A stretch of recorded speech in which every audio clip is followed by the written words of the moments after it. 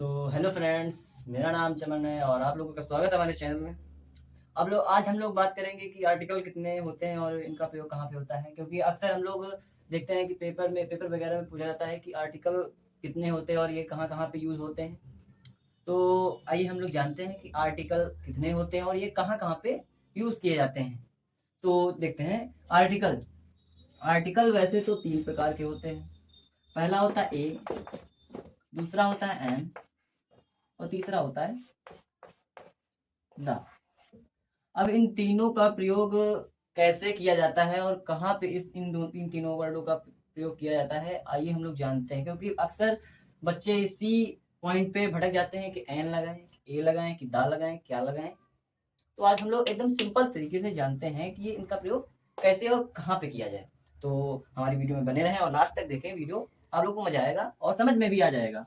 100 में 100% आएगा।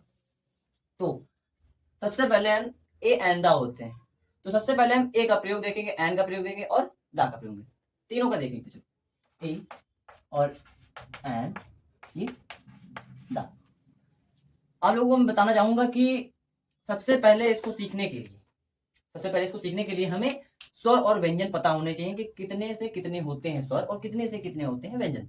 आइए जानते हैं कि व्यंजन कितने होते हैं, स्वर कितने होते हैं। तो स्वर हमारे होते हैं 11। 11 होते हैं। आ से औ तक होते हैं।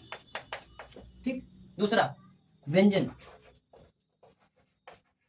व्यंजन हमारे 33 होते हैं, जो कि का से हा तक होते हैं।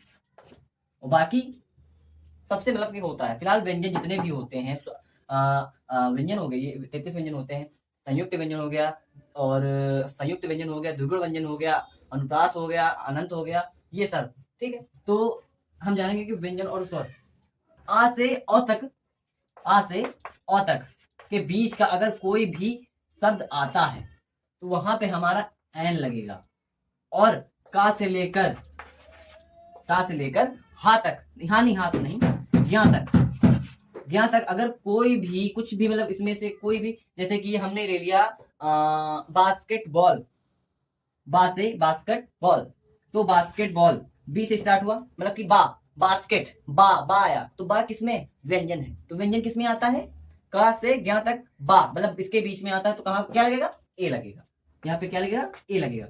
और वहीं हम देखें तो जैसे कि ओखली, जैसे आया कि ओखली, ओखली के बीच में क्या लगेगा, नहीं ये तो हिंदी वर्ड हो गया। अब इंग्लिश में आते हैं, मतलब इंग्लिश में देखा जाए तो क्या होगा, अम्ब्रेला, छाता। ठीक। अम्ब्रेला कहाँ से चालू हुआ, यू से चालू हुआ।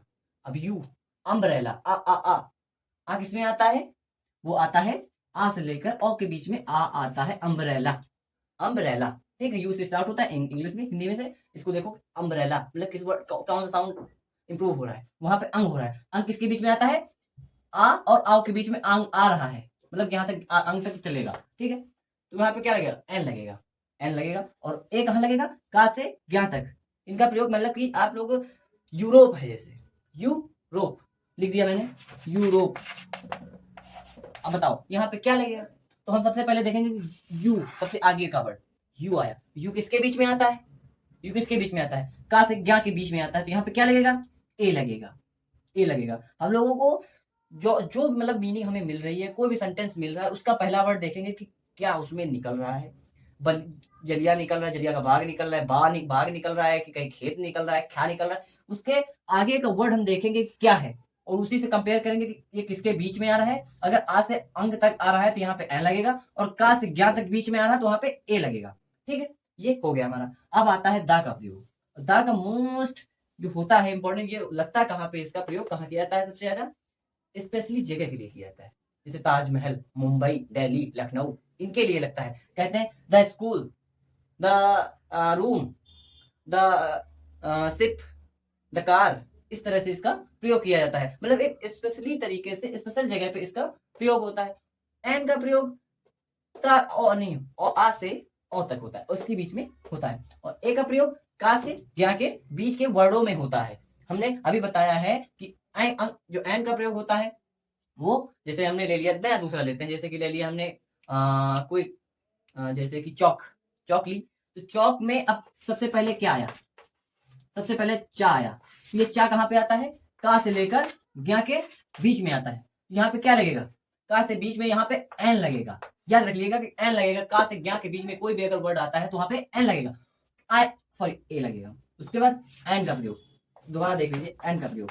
एन का प्रयोग जैसे हमने ले लिया जूते जा, नहीं ये तो फिर इसी में आ जाएगा। जैसे हमने ले लिया अंगूर, अंगूर अंगूर अंगूर अंगूर किस में आएगा, आ अंगूर आ आया, तो आ से मतलब आ से औ तक के बीच में जो होता है वो हमारा एन लगता है, तो हमने क्या लगाया, एन लगा दिया।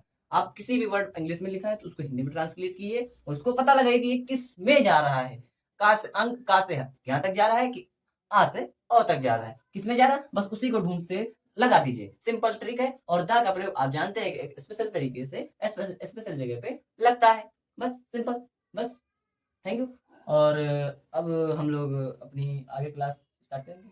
अगर आप लोगों को हमारी वीडियो अगर पसंद आई हो, थोड़ी भी अगर पसंद आई हो, तो इसे प्लीज़ सब्सक्राइब करें और लाइक करें। Thank you. बहुत बड़ी